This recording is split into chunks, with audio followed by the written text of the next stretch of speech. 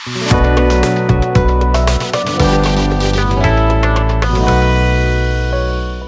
Everyone, so current electricity में आगे चलते हैं और हीटिंग के बारे में पढ़ते हैं, स्पेशली जूल हीटिंग या heating effect of current. Okay, कुछ बस कंसेप्ट याद रखने हैं इसके अंदर आपको। बाकी फॉर्मूला बेस्ड क्वेश्चन ही आएगा, पावर निकालने को आएगी, बस सीरीज कॉम्बिनेशन आएगा या फिर पैरेलल कॉम्बिनेशन आएगा। सबसे पहले हीटिंग क्यों होती है? सो किसी कंडक्टर के अंदर जब इलेक्ट्रॉन्स फ्लो करते हैं तो वो आयंस जो होते हैं उनसे कोलाइड करते रहते हैं और कोलिजन की वजह से जो एनर्जी होती है वो ट्रांसफर होती रहती है, हीट के फॉर्म में निकलती रहती है। तो ये हमारे पास होता है। नाउ जूल्स लॉ क्या होता है? जूल हीटिंग का मतलब क्या है, या हीटिंग का जो जूल्स लॉ है वो क्या होता है? सो अगर मान लीजिए आपके पास कोई रेजिस्टेंस है R और उसमें से करंट फ्लो करवाते हैं हम I, और अगर इसमें से T टाइम तक करंट फ्लो होती है तो T टाइम तक जो टोटल हीट जनरेटेड होगी उसका फॉर्मूला ध्यान रखिएगा, that will be I square R into T होगा।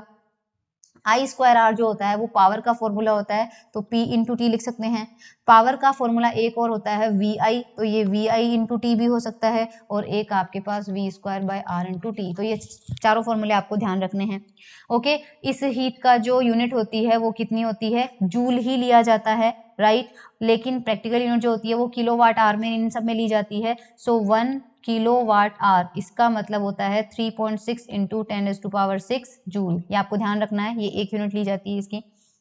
ओके, और जो पावर होती है, पावर की यूनिट ली जाती है वो किस में ली जाती है? वाट में ली जाती है। ये इसकी ऐसा यूनिट है हमारे पास। नाउ हम सीरीज कॉम्बिनेशन और पैरेलल कॉम्बिनेशन थोड़ा सा देखते हैं, ये बहुत इंपॉर्टेंट है क्योंकि सबसे ज्यादा कंफ्यूजन इसी में ही होगा आपको। सीरीज कॉम्बिनेशन में का मतलब क्या है? इसका मतलब ये है कि सपोज आपके पास किसी सर्किट में दो बल्ब लगे हुए हैं, I am taking them bulb, right. दो बल्ब सीरीज में लगे हैं और यहाँ पे हमारा सोर्स है वोल्टेज, ये हमारे पास सोर्स है जहां से करंट जाएगी इनके पास, और ये बल्ब ग्लो करेंगे। तो बल्ब जो होते हैं उनके ऊपर जो रेटिंग लिखी हुई होती है वो पावर एंड वोल्टेज की लिखी हुई होती है। तो सपोज पहला बल्ब है, इसके ऊपर लिखा हुआ है P1, V, और इस पे लिखा हुआ है P2, V। P1, V और P2, V का मतलब है कि वो थोड़ी सी देर में दिखाएंगे अभी इनकी पावर कितनी है, और यहाँ पर V का मतलब यानी इतने वोल्ट से हमारे पास ये इतनी पावर जो है वो कंज्यूम करेंगे। सो हमारे पास यहाँ पर टोटल पावर कंज्यूम कितनी होगी? देखो, अगर सीरीज कॉम्बिनेशन में है तो टोटल पावर कंज्यूम्ड यानी ये बल्ब कितनी पावर ले लेंगे वो ध्यान रखना। सीरीज में जो P टोटल होता है वो आपके पास होता है P1 P2 upon P1 plus P2। So as you can see ये फॉर्मूला कब आता है? ये हम रेजिस्टेंस का पैरेलल कॉम्बिनेशन करते हैं ना, वैसे आता है। सो अगर आपके पास n बल्ब लगे हैं मान लीजिए और सारे के सारे आइडेंटिकल हैं, तो आपके पास P टोटल कितनी होगी? P टोटल आपके पास हो जाएगी P अपॉन n। इसका मतलब P टोटल जो है 1 अपॉन P टोटल, अगर आपके पास सीरीज में बल्ब लगे हुए हैं तो उन सब की पावर आपको इस तरह से ऐड करनी है, डायरेक्ट नहीं करनी है, इस तरह से आपको ऐड करनी है सीरीज में। ओके, अब सीरीज कॉम्बिनेशन में सबसे पहली चीज आपको ध्यान रखनी है कि सीरीज में जो ब्राइटनेस होती है, देखो ये बड़ा इंपॉर्टेंट है। सीरीज में आपको जो ब्राइटनेस मिलती है, क्योंकि कई बार क्वेश्चन में पूछा जाता है कि कौन सा ज्यादा ग्लो करेगा। सो ब्राइटनेस किसके प्रोपोर्शनल होती है? आपके पास पावर कंज्यूम, बल्ब कितनी पावर कंज्यूम कर रहा है उस पावर कंजम्पशन के डायरेक्टली प्रोपोर्शनल होता है। और बिकॉज सीरीज में हमारे पास करंट सेम होती है, सीरीज में सब में सेम करंट जा रही है, तो डिफरेंट डिफरेंट क्या उनका रेजिस्टेंस, और उस वजह से डिफरेंट डिफरेंट क्या होगा उनका वोल्टेज। देखो V is equal to IR है, सीरीज कॉम्बिनेशन में करंट सब में क्या जा रही है? सेम जा रही है। इसका मतलब जिस हमें ज्यादा पावर कौन कंज्यूम करेगा? करंट। पावर का फॉर्मूला किसके टर्म में होता है? V I और R के टर्म में होता है। अब I तो अपन ने सेम कर दिया तो बची दो क्वांटिटी, तो जाहिर सी बात है जिसका R ज्यादा होगा वो पावर ज्यादा कंज्यूम करेगा, और जिसका R ज्यादा होगा उसका V भी ज्यादा होगा। तो पावर कंज्यूम किसके प्रोपोर्शनल आ गया आपके पास? V के, और इनडायरेक्टली किसके प्रोपोर्शनल आ गया? आपके पास R के। नाउ ये है आपके पास पावर कंज्यूम्ड, और सीरीज में ध्यान रखना पावर जो रेटेड होती है P रेटेड, रेटेड मतलब उस बल्ब पे जो लिखा हुआ था ना P1 P2, ये आपके पास यहाँ पे लिखा हुआ था ना रेटेड पावर, ये रेटेड पावर के इनवर्सली प्रोपोर्शनल होता है, ध्यान रखना। सो अगर किसी की P रेटेड ज्यादा है तो उसकी ब्राइटनेस कम होगी, इसका मतलब लेस वोल्टेज, वोल्टेज का मतलब जो रेटेड पावर है, right, is equals to more shining. ये बड़ा इंपॉर्टेंट है सीरीज में, ध्यान रखना। जिसकी रेटेड पावर ज्यादा होगी वो कम शाइन करेगा और जिसकी रेटेड पावर कम होगी वो ज्यादा शाइन करेगा अगर आपके पास सीरीज में है, राइट। तो ध्यान से समझना, अगर आपके पास R इंक्रीज होता है तो पावर कंजप्शन भी क्या होगा, इंक्रीज होगा। ये हमारे पास हो जाएगा। अब सेम सिचुएशन हम क्या करेंगे, पैरेलल कॉम्बिनेशन में करके देखते हैं। थोड़ा सा टाइम कम है इसलिए हम इनका डायरेक्ट ये डिपेंडेंस पढ़ रहे हैं, अदरवाइज ये कैसे आता है, क्यों होता है, इनके डेरिवेशन हम नहीं कर रहे हैं। इस कंडीशन में पैरेलल में आपके पास एक बल्ब यहाँ लगा हुआ होगा और दूसरा उसके पैरेलल में लगा हुआ होगा और फिर दोनों मिलके आपके पास सोर्स में लगे हुए होंगे। ये बल्ब आपका 1 होगा, इसकी रेटिंग मान लीजिए P1V है और इसकी रेटिंग आपके पास P2V है। ऐसी सिचुएशन में टोटल पावर कंज्यूम्ड आपके पास कैसे दी जाएगी, वो दी जाएगी P1 प्लस P2। तो अगर n बल्ब आइडेंटिकल है तो n टाइम्स P हो जाएगा। ऐसी सिचुएशन में जो ब्राइटनेस होगी, ब्राइटनेस आपके पास ध्यान रखना, ब्राइटनेस किसके प्रोपोर्शनल होती है, पावर कंज्यूम्ड के होती है, पावर कंज्यूम्ड के होती है। लेकिन यहाँ पे आपके पास पावर कंजप्शन जो है वो देखो V के प्रोपोर्शनल है और R के प्रोपोर्शनल है, लेकिन पैरेलल कॉम्बिनेशन में आपके पास V तो सबका सेम होता है, राइट। V सबका सेम होता है तो पावर कंजप्शन किसके प्रोपोर्शनल आएगा, ध्यान रखना I के प्रोपोर्शनल आएगा। और I जो होता है वो रेजिस्टेंस के इनवर्सली प्रोपोर्शनल होता है, because I is equal to V/R। So ये थोड़ा सा ध्यान रखना है कि सीरीज में जो ब्राइटनेस है वो R के डायरेक्टली प्रोपोर्शनल है, जबकि पैरेलल में जो ब्राइटनेस है वो R के इनवर्सली प्रोपोर्शनल आ जाएगा। इसका मतलब ये सिचुएशन में आपके पास, और 1/R के इनवर्सली प्रोपोर्शनल का मतलब हमारे पास यहाँ पर लेस वाटेज का मतलब मोर शाइनिंग था, तो इसमें क्या हो जाएगा, लेस वाटेज मतलब लेस शाइनिंग। कम शाइन करेगा, अगर कम वोल्टेज उस पर रेटेड पावर कम है तो वो कम पे ही शाइन करेगा। ओके, सो इनकी थोड़ी सी थ्योरी अगर आप एनसीईआरटी की बुक से पढ़ सके तो वो ज्यादा अच्छा होगा। अब यहाँ पर हमारे पास देखो, अगर मान लीजिए आपके पास दो आइडेंटिकल हीटर है H1 एंड H2, ठीक है, दोनों बिल्कुल सेम से हीटर है। अगर इन्हें सीरीज में कनेक्ट कर दिया जाता है, समझना, अगर इन दोनों का सीरीज में आता है तो हमें दोनों की वजह से हीट मिलती है HS, और अगर इनको पैरेलल में कनेक्ट कर दिया जाता है तो हमें टोटल हीट मिलती है HP। तो HP और HS का रेशो कितना आएगा बताइए, HP और HS का रेशो कितना आएगा।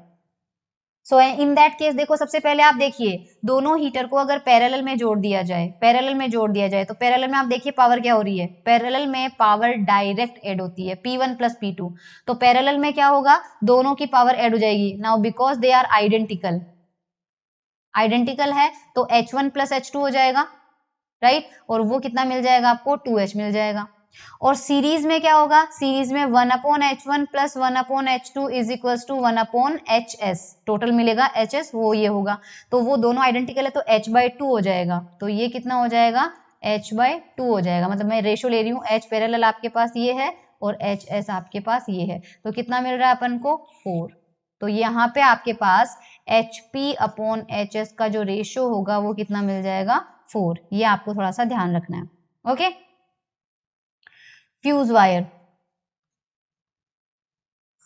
फ्यूज वायर कुछ नहीं होता, किस काम में आता है कि सर्किट को नॉर्मली सेफ करंट सप्लाई होती रहे उसके लिए लगाते हैं। सो हमारे पास सपोज कोई सोर्स लिया है और आपके घरों में आगे जाके टीवी में जा रही है करंट, कुछ फ्रिज में जा रही है, कुछ कूलर में जा रही है, ये कंपोनेंट्स यहाँ लगे हुए हैं।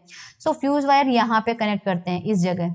सो होता क्या है कि जब अगर सडनली कोई करंट मान लीजिए बहुत ही ज्यादा बढ़ जाए तो ये सारे इक्विपमेंट्स डैमेज ना हो उससे पहले ही यहाँ पे ये फ्यूज क्या हो जाएगा, मेल्ट होके टूट जाएगा। फ्यूज वायर जो होता है वो टूट जाएगा तो करंट आगे जाएगी नहीं और आपके सारे इक्विपमेंट क्या रह जाएंगे, सेफ रह जाएंगे। तो सेफ्टी के लिए हम यहाँ पर फ्यूज वायर यूज करते हैं। इसलिए इस फ्यूज वायर का जो मेल्टिंग पॉइंट होता है, मेल्टिंग पॉइंट ध्यान रखना इसका लो रखा जाता है, मेल्टिंग पॉइंट लो रखा जाता है एंड हाई रेजिस्टेंस इसका रखा जाता है। सो फ्यूज वायर की, आइडियल फ्यूज वायर की जो कंडीशंस है वो आपको ध्यान रखनी है। लो मेल्टिंग पॉइंट होता है ताकि जल्दी से पिघल जाए और आगे करंट ना जाए, और इसका हाई रेजिस्टेंस होता है। ओके, बहुत इंपॉर्टेंट है, किससे बनता है, तो आपके पास लेड जिसको हम PB से रिप्रेजेंट करते हैं एंड टिन जिसको हम SN से, इन दोनों की मिक्स अलॉय होती है, इन दोनों की अलॉय से फ्यूज वायर बनाया जाता है। लेंथ इसकी मैटर नहीं करती है और हमारे पास ये सिचुएशन फ्यूज वायर की होती है। ओके। एक आपके पास होता है फिलामेंट, बल्ब के अंदर जो हम फिलामेंट यूज करते हैं नॉर्मली वो वी नो टंगस्टन का समथिंग का होता है। सो जो मटेरियल ऑफ फिलामेंट या फिर बल्ब का फिलामेंट हुआ वो टंगस्टन का होता है। इसी तरह से हीटर के फिलामेंट्स है। ये कुछ थ्योरेटिकल पार्ट है जो आप अपनी एनसीईआरटी की बुक्स में से पढ़ के जाइएगा, क्योंकि इनसे डायरेक्टली क्वेश्चंस आते हैं। सो हम सिर्फ न्यूमेरिकल क्वेश्चन जो हैं उन पे ज़्यादा फोकस कर रहे हैं, इसलिए थ्योरी में अभी उतना इसमें नहीं पढ़ा पाऊंगी, बट डेफिनेटली आपको ये चीज़ पता होनी चाहिए। सो ये चीजें हैं। अब हम क्वेश्चन आपको किस तरह के देखने को मिलेंगे वो थोड़ा जल्दी जल्दी से एक बार में देख लेते हैं। क्वेश्चन देखिए, एक इलेक्ट्रिक हीटर है और एक बल्ब है, दोनों की रेटिंग्स दी हुई है। रेटिंग मैंने बताया था पावर और वोल्टेज की वैल्यू होगी, राइट। इसका ये मतलब होता है कि अगर उसको 220 वोल्ट की सप्लाई मिले तो वो वहां पे क्या करेगा, 500 वोल्ट जो है वो यूज करेगा। सो ये सिचुएशन में आपके पास both connected in series 220 volt AC main supply आपको 220 वोल्ट की दी हुई है। आपको पावर कंज्यूम्ड निकालना है यहाँ पे, ठीक है, पावर कंज्यूम निकालना है। तो ये रेटेड पावर है, ओके, ये आपके पास क्या है, रेटेड पावर है, और आपको क्या कैलकुलेट करना है, कंज्यूम्ड पावर यहाँ पे आपको निकालना है, ओके। आपको जब भी ऐसी क्वेश्चन आए, आपको देखो पावर कंज्यूम निकालना है, तो रेटेड पावर को ही आप पावर कंज्यूम नहीं लिखेंगे। सबसे पहले आप यहाँ पर देखिए, आपको P की वैल्यू दिया है और आपको V की दिया है। सिंपली आपको रेजिस्टेंस कैलकुलेट करना पड़ेगा, ओके। यहाँ पे फर्स्ट स्टेप आपका यही है, जब से भी पावर से रिलेटेड क्वेश्चन आएंगे सबसे पहले रेजिस्टेंस कैलकुलेट कर डालो। ऐसा फॉर्मूला जिसमें P, V और R दोनों आए। सो P इज इक्वल टू कितना होता है, V स्क्वायर बाय, यहाँ से R की वैल्यू कितनी आ जाएगी, V स्क्वायर अपॉन P। अब V की वैल्यू आपको दिया है 220 और P की वैल्यू भी आपको दिया है 500। तो यहाँ पे आपको हीटर का रेजिस्टेंस मिलेगा। ये मैंने हीटर का रेजिस्टेंस निकाला है विच इज 96.8 ओम। सिमिलरली आपके पास सेकंड में क्या है, बल्ब की बात करते हैं तो P भी कर लेते हैं, V square upon P। V इसका भी कितना दिया है, प्रोबेबली 220 वोल्ट ही दिया है, लेकिन इसकी पावर 100 वॉट ही दी है। तो यहाँ से बल्ब का रेजिस्टेंस आ जाएगा 484 ओम। अब क्या किया है, दोनों को सीरीज में कनेक्ट किया है। तो ये लो सीरीज में, ये आपका हीटर हो गया, ये आपका बल्ब हो गया, और ये सप्लाई हो गई, और सप्लाई हमको दिया हुआ है 220 वोल्ट की एसी मेंस, ये देखिए। अब हमें पी कंज्यूम निकालना है। तो अब देखो, जब यहाँ से करंट फ्लो होगी तो इस हीटर में से जाएगी। अब आप हीटर और बल्ब को मत देखिए, अब हीटर की जगह एक रेजिस्टेंस है RH और बल्ब की जगह एक रेजिस्टेंस है RB, और सिंपली यहाँ पे अपना सोर्स कनेक्ट किया हुआ है, ये देखिए, और इसमें से आई जा रही है। तो कंजप्शन कितना होगा, पावर कंजप्शन कितना होगा, जब R रेजिस्टेंस में I करंट जाती है तो पावर कंजप्शन कितना होता है। सो पावर कंजप्शन आपका हो जाएगा I स्क्वायर RH। ये कौन करेगा, हीटर का पावर कंजप्शन होगा, राइट। तो I आपको निकालना पड़ेगा सबसे पहले, राइट। तो I निकालने के लिए हम क्या करेंगे, टोटल पोटेंशियल है 220 एंड रेजिस्टेंस हमारे पास दोनों के ऐड हो जाएंगे विच इज 96.8 प्लस 484, तो 0.38 एम्पियर। तो यहाँ से आ जाएगा 0.38 का स्क्वायर, और हीटर का रेजिस्टेंस 96.8, 13.98 वॉट। ये देखिए, ये पावर कंज्यूम इस तरह से निकलेगा। सिमिलरली बल्ब की आप निकालेंगे तो I स्क्वायर RB हो जाएगा, सेम प्रोसेस करेंगे 69.89 वॉट आपके पास आ जाएगा। ये आपके पास पावर कंजप्शन आ गया। तो power consume by heater and power consume by bulb. और अगर टोटल पावर कंज्यूम निकालना हो तो सीरीज कॉम्बिनेशन में बता रखा है 1/P1 प्लस 1/P2 करके आपको यहाँ पे निकालना पड़ेगा, ओके। देखिए, एक हीटर कॉइल है, उसकी रेटिंग आपके सामने लिखी हुई है। एक हीटर कॉइल है, उसकी रेटिंग है 100 what, 200 volt, cut into 2 equal part. तो एक कॉइल ले लीजिए, मैं कॉइल को एक बार सिंपल वायर ले लेती हूँ। वैसे कॉइल तो सर्कुलर मतलब कॉइल मतलब सर्कुलर वायर है, लेकिन अब समझाने के लिए मैं सिंपल सा ले लेती हूँ। ये एक वायर था, हमने उसको तोड़ दिया, वो पूरा लंबा हो गया। इसकी रेटिंग हमें इतना दिया हुआ है। आई टोल्ड यू, सबसे पहले आपको जैसे ही P और V मिले उसका रेजिस्टेंस कैलकुलेट कर लो total. So R is equal to कितना हो जाएगा, V square upon P। So 200 square upon 100, यहाँ से हमारे पास आ जाएगा ये 400 ओम। ये हमारे पास इस पूरे वायर का रेजिस्टेंस आ चुका है। जैसे ही इसको दो इक्वल पार्ट में कट किया, यहां से तोड़ दो, अगर 400 ओम पूरे वायर का है तो आधे वायर का 200 हो गया और इस आधे वायर का 200 ओम हो गया। इन दोनों को connected parallel to each other, तो इन दोनों को पैरेलल में जोड़ दो, राइट। तो ये 200 ओम का ऊपर और ये 200 ओम का नीचे। पैरेलल में जोड़ दिया और सोर्स लगा दिया। सोर्स हमने यूज किया है 200 वोल्ट का, तो ये 200 वोल्ट का आपके पास सोर्स हो गया।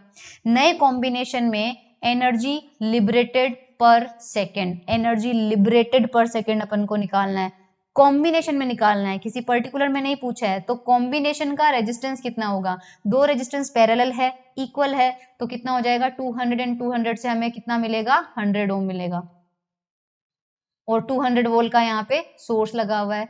और हमें एनर्जी लिबरेटेड पर सेकेंड, हमें पता है कि Q कितना होता है पावर इंटू टी, तो Q by T is equal to कितना हो जाएगा पावर, तो Q क्या होता है एनर्जी, T क्या होता है टाइम, तो एनर्जी लिबरेटेड पर सेकेंड यानी एनर्जी पर यूनिट टाइम क्या होगा पावर ही पूछा जा रहा है। तो इस सिचुएशन में पावर निकालने के लिए आप इजीली कर सकते हो, या तो आपके पास दो तरीके हैं, इसमें से आई करंट फ्लो करवाओ और फिर आई स्क्वायर आर निकाल लो, नहीं तो डायरेक्टली आई स्क्वायर आर की जगह आप यहाँ वी स्क्वायर बाय आर भी लगा सकते हो। तो एक ही चीज है, सबसे पहले आई निकाल लीजिए, आई कितना मिल जाएगा आपको 200 अपॉन 100, ये आपके पास आई हो जाएगा। फिर आई स्क्वायर आर इक्विवेलेंट निकाल लो, टोटल पावर आ जाएगी हमारे पास। सो 200 अपॉन 100 ये हो जाएगा आई स्क्वायर, और रेजिस्टेंस आपके पास हो जाएगा 200।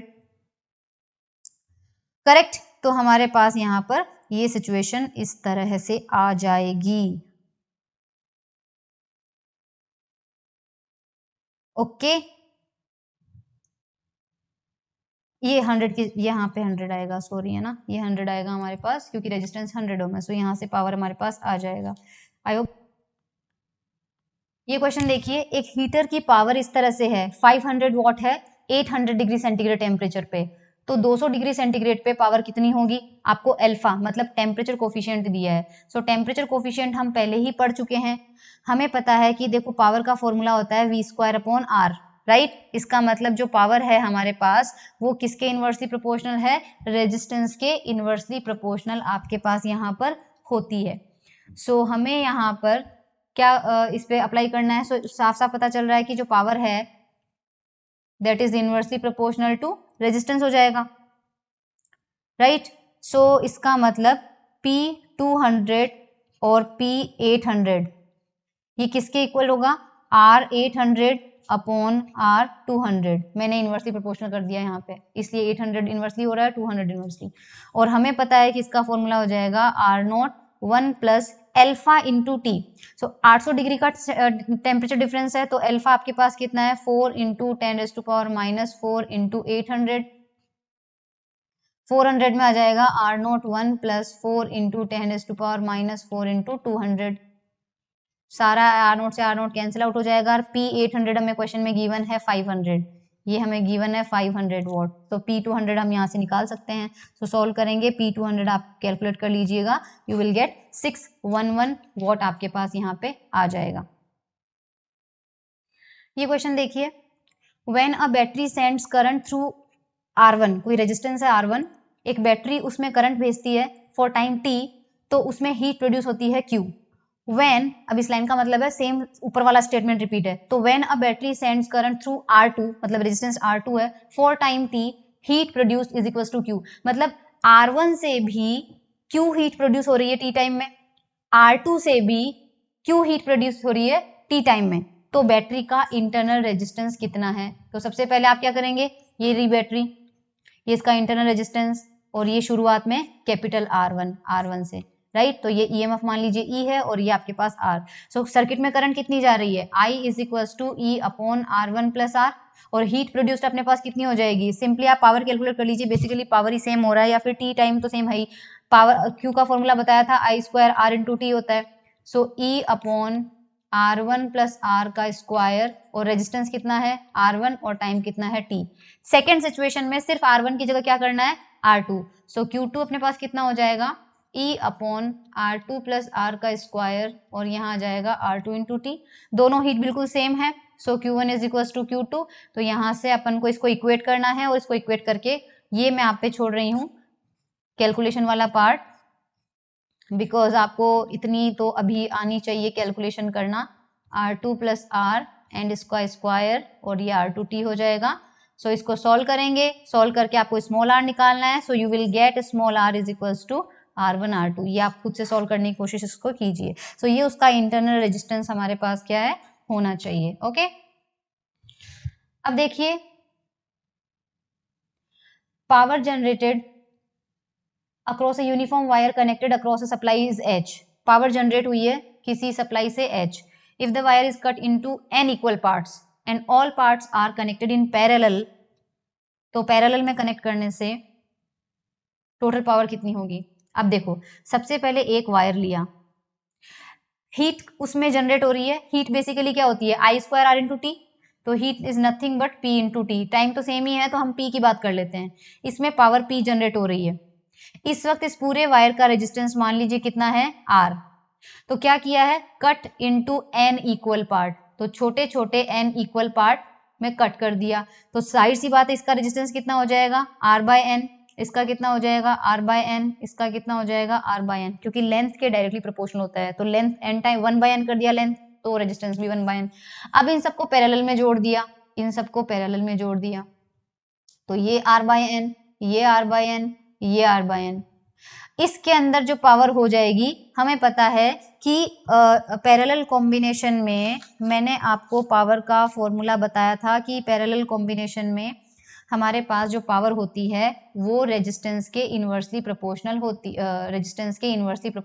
है। आई टोल्ड यू पावर उसके पैरेलल कॉम्बिनेशन में प्री इनवर्सली प्रोपोर्शनल टू आर होता है। सो पी जो है वो इनवर्सली प्रोपोर्शनल होगा 1 बाय आर बाय एन के एक कंपोनेंट में। So can we write P proportional to N by R हो जाएगा, right? P proportional to N by R हो जाएगा।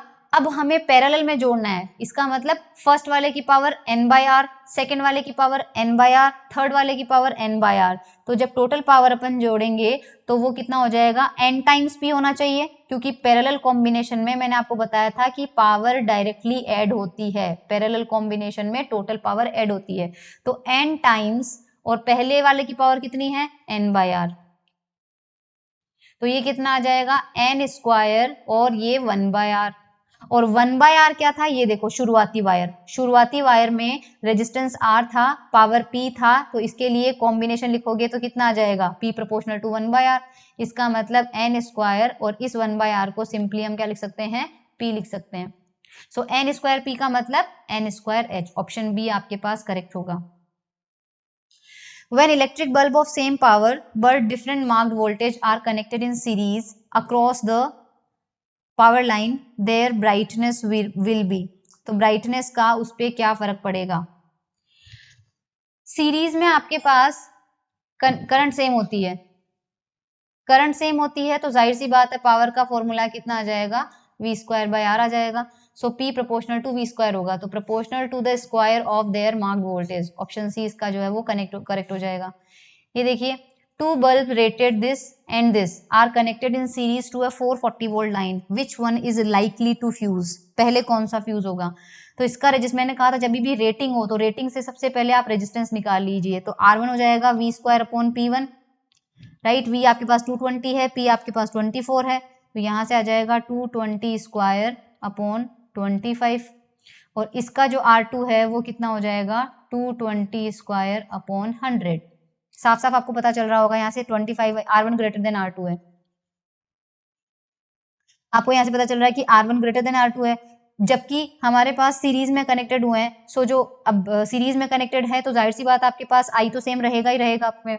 तो which one is likely to fuse? आपके पास रेजिस्टेंस किसका ज्यादा है? रेजिस्टेंस आपके पास R1 है, सो इसके अक्रॉस वोल्टेज ड्रॉप क्या हो जाएगा? ज्यादा हो जाएगा हमारे पास, क्योंकि आपके पास वोल्टेज ड्रॉप कितना होता है? I इंटू आर होता है। करंट तो सेम जा रही है, सीरीज में करंट सेम जा रही है, तो ज्यादा पावर कंजप्शन किस में होगा? इसी में ही होगा, क्योंकि इसका रेजिस्टेंस क्या है आपके पास? ज्यादा है। तो पहले ये वाला फ्यूज होगा, तो 25 वोल्ट का जो बल्ब है वो पहले फ्यूज हो जाएगा, क्योंकि उसका रेजिस्टेंस ज्यादा आ रहा है, करंट सेम है, इसलिए वोल्टेज ड्रॉप आपके पास उसके अक्रॉस क्या हो जाएगा? ज्यादा हो जाएगा। सो वोल्टेज ड्रॉप इसका जो रीजन है वो हो जाएगा वोल्टेज ड्रॉप। ओके, आप लिख सकते हैं ये चीज, IR1 is greater than IR2, क्योंकि I सेम है और R1 जो है वो ज्यादा है।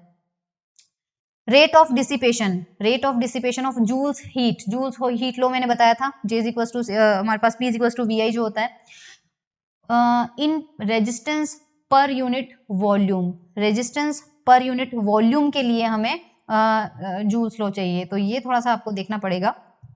जूल्स हीट लो कहता है P is equal to V into I होता है, मैंने बताया था आपको, राइट। अगर हम मान लीजिए कोई कंडक्टिंग वायर ले रहे हैं जिसकी लेंथ L है, राइट, पोटेंशियल डिफरेंस V है, इलेक्ट्रिक फील्ड E है, तो पोटेंशियल डिफरेंस को आप क्या लिख सकते हैं, E इंटू L लिख सकते हैं। करंट हमारे पास कितना हो जाता है, करंट डेंसिटी हम जानते हैं, करंट डेंसिटी होता है करंट अपॉन एरिया, तो I को आप क्या लिख सकते हैं, J इंटू A। अब आप इस E और J को रहने दीजिए और साथ में लिख लीजिए A इंटू L। अब आप देखिए एरिया ये होता है, साइड वाला एरिया होता है, अगर एरिया को लेंथ से मल्टीप्लाई कर दिया जाए तो कितना आ जाएगा, एरिया को लेंथ से मल्टीप्लाई करते हैं तो आ जाता है वॉल्यूम। तो ये हो जाएगा E इंटू J और यहाँ आ जाएगा वॉल्यूम, बिकॉज हमें कहा गया है joules law per unit volume चाहिए। पर यूनिट वॉल्यूम का मतलब है दोनों साइड में वॉल्यूम से डिवाइड कर दो, तो पर यूनिट वॉल्यूम में आ जाएगा E इंटू J। तो देखो कौन सा करेक्ट हो जाएगा, E इंटू J C। तो ये हमारे पास यहाँ पे मिल जाएगा।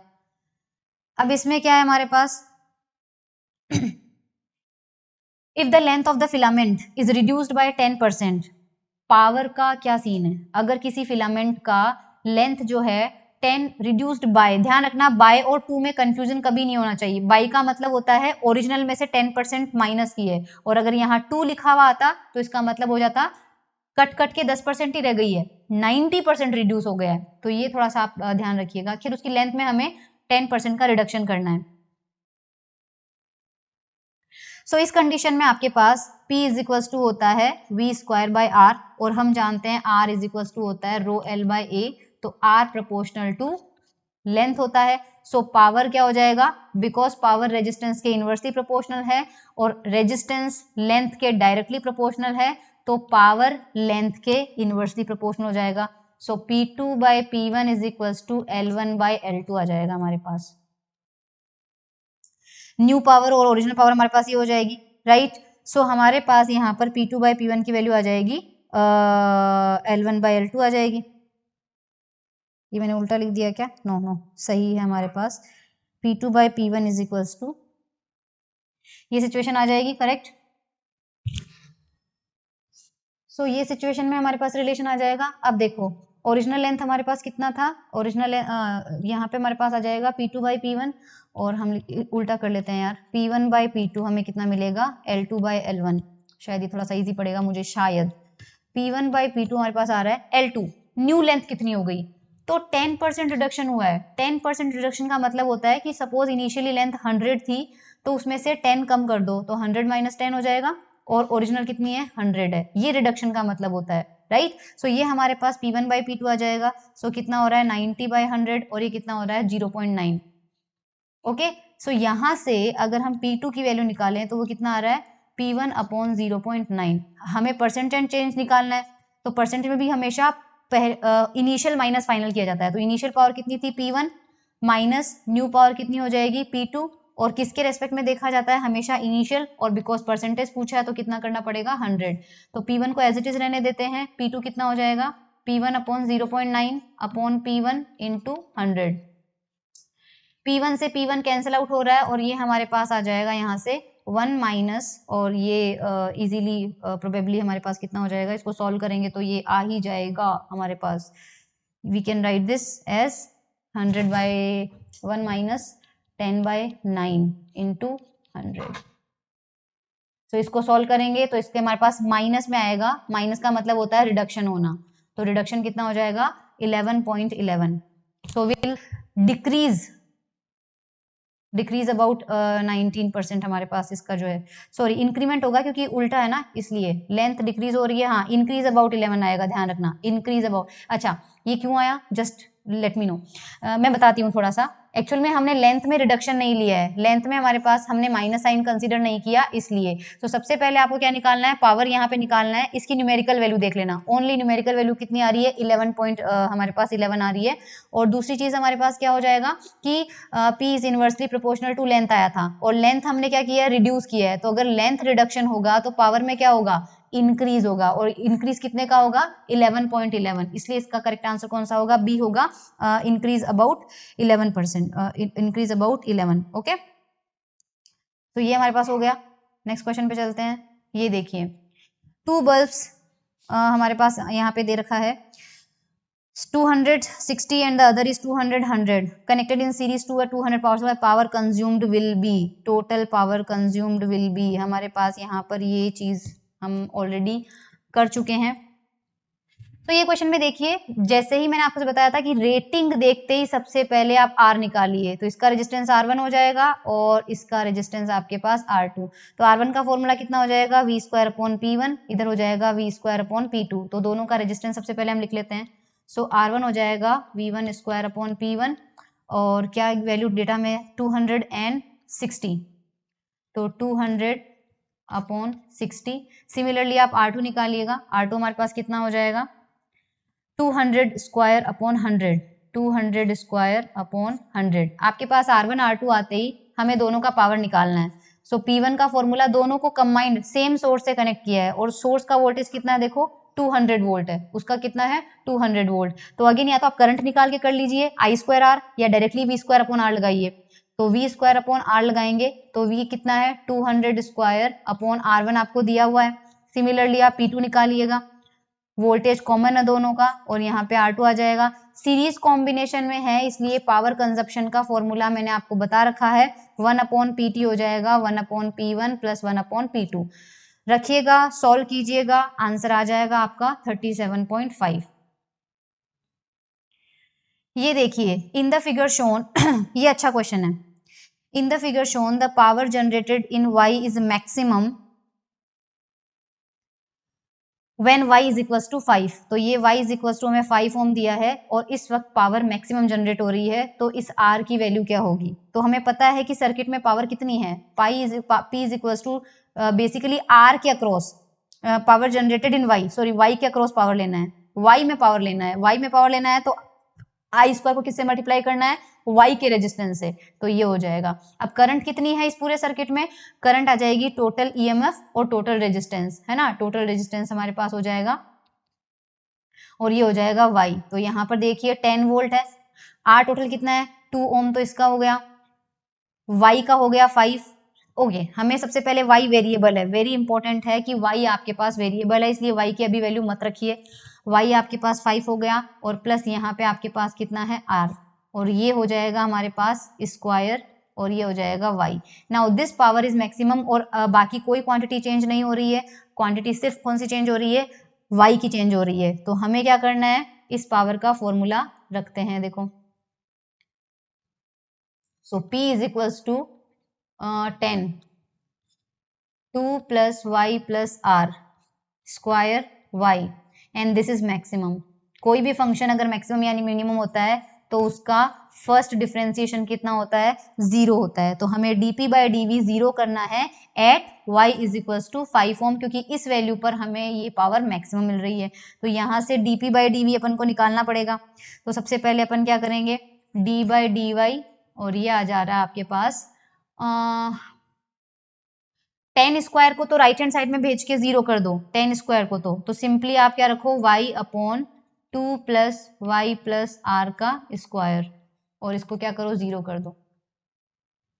सो सबसे पहले y का किया 1, उस टाइम पे नीचे के टर्म को कांस्टेंट माइनस y को एज इट इज और इसका कितना आ जाएगा 2 × 2 + y + r and that is equal to 0। Denominator में पूरे का स्क्वायर आता है पर उसको मैंने राइट हैंड साइड में भेज के 0 कर दिया है। इसको सॉल्व करेंगे और put, now we can write put y = 5।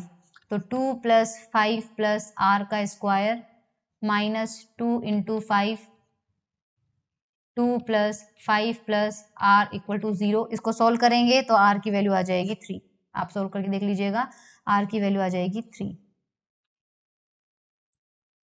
ये बड़ा बढ़िया क्वेश्चन है। Arrange the order of power dissipated, हमें पावर डिसिपेटेड पूछना जा रहा है। If the same current is passing through all the circuit, हमें टोटल पावर पूछा जा रहा है। तो सबसे बढ़िया तरीका है कि आप रेजिस्टेंस का इक्विवेलेंट निकाल लो। तो अगर तीनों ही सारे के सारे R हैं तो यहाँ देखो R R R तीनों पैरेलल में है, तो यहाँ का कितना हो जाएगा R/3। R R R series में है, कितना हो जाएगा 3R।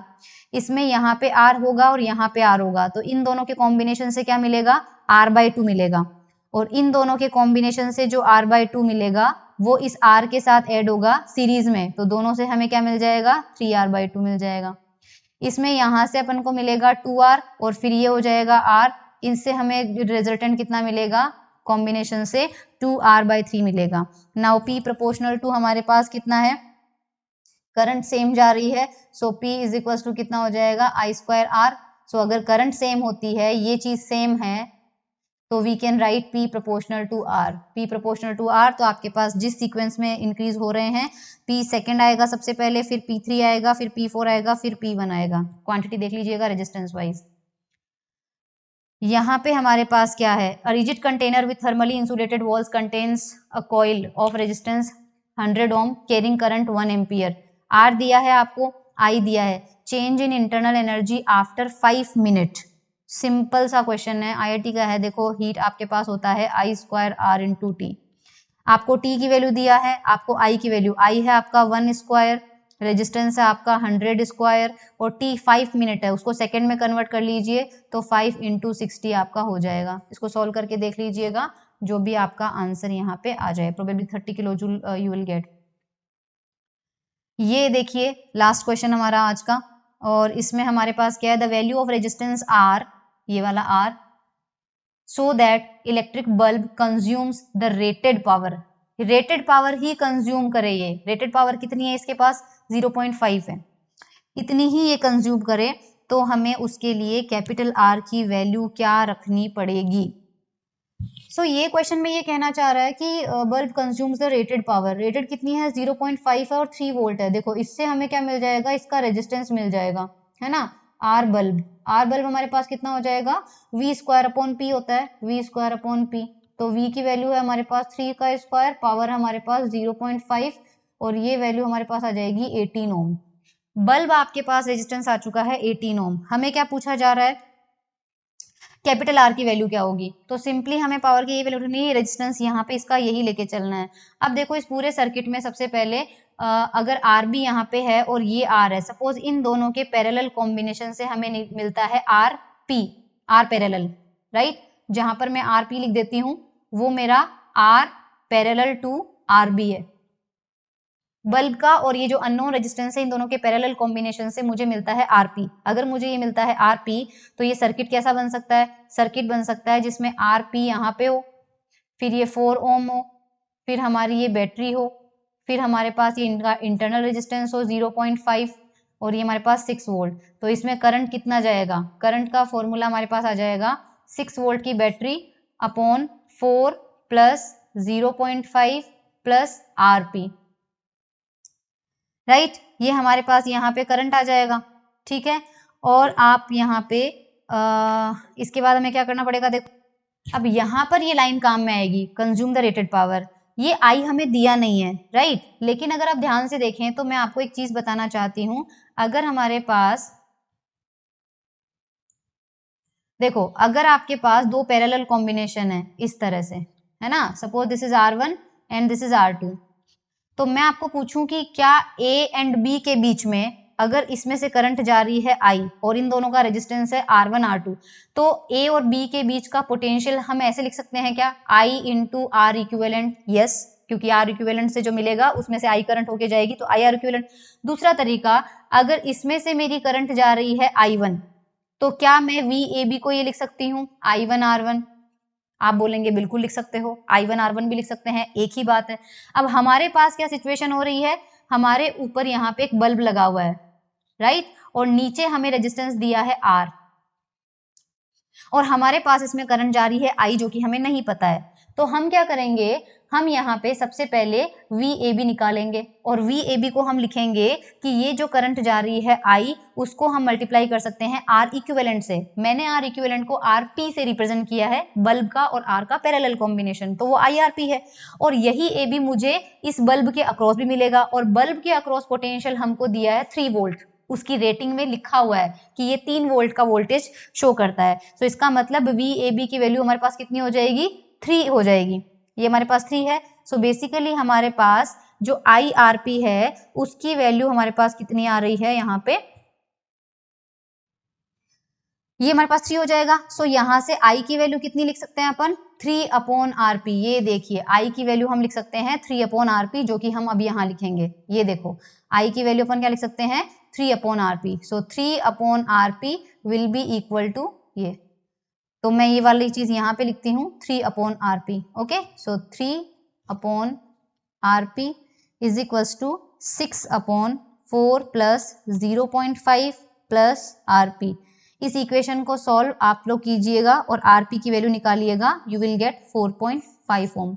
और हमें पता है कि ये RP था क्या, बल्ब और इस R का पैरेलल कॉम्बिनेशन, राइट. तो 1 upon RP is nothing but bulb का रेजिस्टेंस प्लस 1 अपॉन R, और बल्ब का रेजिस्टेंस हमने 18 निकाल लिया था. So 1 upon 4.5 is equals to 1 upon 18 plus 1 upon R. यहां से सॉल्व करेंगे तो R की वैल्यू आ जाएगी हमारे पास 6 ओम. तो ये हो जाएगा 6 ओम. ओके, सो आई होप ये जूल हीटिंग से एंड पावर से रिलेटेड क्वेश्चंस हमारे पास हो चुके हैं. लास्ट हमारा करंट इलेक्ट्रिसिटी में सिर्फ इंस्ट्रूमेंट्स बचे हैं. सो हम उन इंस्ट्रूमेंट्स के बारे में नेक्स्ट सेशन में थ्योरी पढ़ेंगे पहले, एंड देन उसके कुछ प्रैक्टिस प्रॉब्लम्स करेंगे. सो फिर हमारा 2 लेक्चर बाद जो करंट इलेक्ट्रिसिटी है वो भी कंप्लीट हो जाएगा. Thank you so much everyone.